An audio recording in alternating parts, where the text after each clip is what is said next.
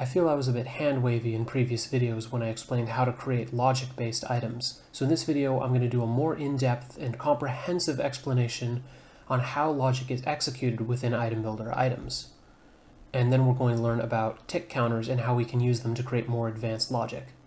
So here's a blank item that I've created here. It doesn't have anything written to the effects and conditions. What I'm going to talk about is what order everything will get executed in. So it does something called depth first search. So it's always going to execute a condition and its children before executing the next conditions. So let's go through this item so we can see what gets executed in what order. First thing is this effect, because it's at the top of the list and the very base of the item. Next, we're going to move to this condition. So we're going to assume all the conditions will evaluate to true. So this condition gets checked, evaluates to true. Now we're not going to execute this condition yet because we have to execute everything that's inside of this condition. So we move on to this condition's children. So this child condition and this child condition. So this one right here. So this condition evaluates to true, but now we're not going to move on to this condition yet because we need to do everything inside of this condition first. So to recap, this effect, then this condition, and now it's going to be this condition. So if this condition evaluates to true, then we do what's inside of it. We execute this effect. All right, we've finished executing this effect. We now move on to this one. All right, we've now executed everything in the list, so we're now done with this condition. So now we can move on to the next condition in the list, which is this one. It evaluates to true, so we execute the effect that's inside of it. We're done with everything on the list, so we're now finished with this condition. And then since we're finished with everything in this condition, we're done with it. Now, in this top level condition, we can now execute everything inside of it. So this big block right here. So this condition is going to evaluate to true, so now we execute this effect because it's at the top of the list. It's done, so now we move on to the condition below it. It evaluates to true, so we execute this effect. We're done with this effect, so we're done with this condition. We're now done with everything on this list, so we're done with this condition. We're done with everything on this list, so we're done with this condition. So this whole block we've now finished executing. So the effects in order end up actually going top to bottom, but it's important to know what order the conditions get executed in because that's going to matter when we cover tick counters later in the video. So after we're done with this entire condition, we can now move on to this condition down here and its singular effect, and then we'll finally execute this filter. Now a bit of an idiosyncrasy is that while you can reorder conditions and effects within each other, so for example you can flip the order of this condition with this other condition by using these arrows, you cannot flip a condition with an effect because ItemBuilder is a limitation of the data pack. It will always execute effects, then conditions, then filters on a particular layer. Now there is a way you can put a filter before a condition. It's kind of a hack, but the way you do it is by putting this filter inside of a condition. So we've got this executed as an all nearby monsters, and we can presume it has some stuff inside of it.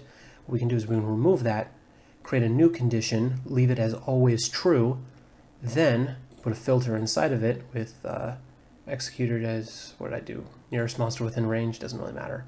Then, since this condition essentially does nothing. So when we put this filter inside of a condition, it gives us the ability to reorder it with other conditions. So we're essentially disguising a filter as a condition, is how you can think of it. Again, it's kind of a hack, but if you need to put a filter to happen before a condition, this is how you do it. So now we're going to make use of what we learned, as well as a new logic category called tick counter, to create a new item. It's going to be a chest plate that provides plus armor if you're on fire or below a certain amount of health. Now the initial way you might think to create that item is to create two separate checks, has a certain amount of health. We're going to say less than 11 health. Create the effect of +2 armor, then duplicate it, do the same thing over here. Where is it? On fire. So if they're below a certain amount of health or they're on fire, +2 armor. Now the problem with this is that what we want to do is give them the plus armor if they're below health or they're on fire. But this allows us to give them a total of +4 armor if they have below a certain amount of health and they're on fire. They'll get 4 if both conditions are met. If we want to make this item only able to give them the +2 armor one time, we have to use something called the tick counter. So here's the way we do that. We replace these effects with the tick counter. We are going to increase tick counter 1. And I'll explain the item afterwards to explain what tick counter does exactly. All right, so let's finish this item up. If tick counter 1 is greater than or equal to 1, then the effect is plus armor.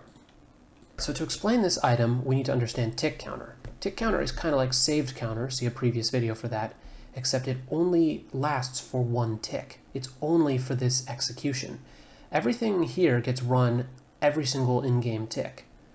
And the tick counter is a per tick basis. So it always starts every single tick and for every single item at 0.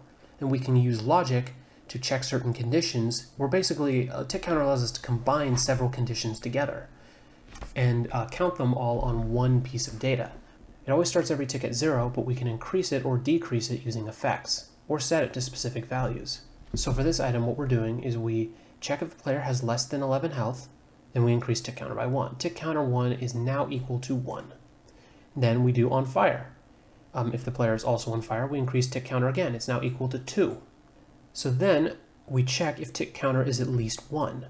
And if so, we give the plus armor. In the case that the player is low health but not on fire, tick counter will be equal to 1, but that's still enough to give the armor.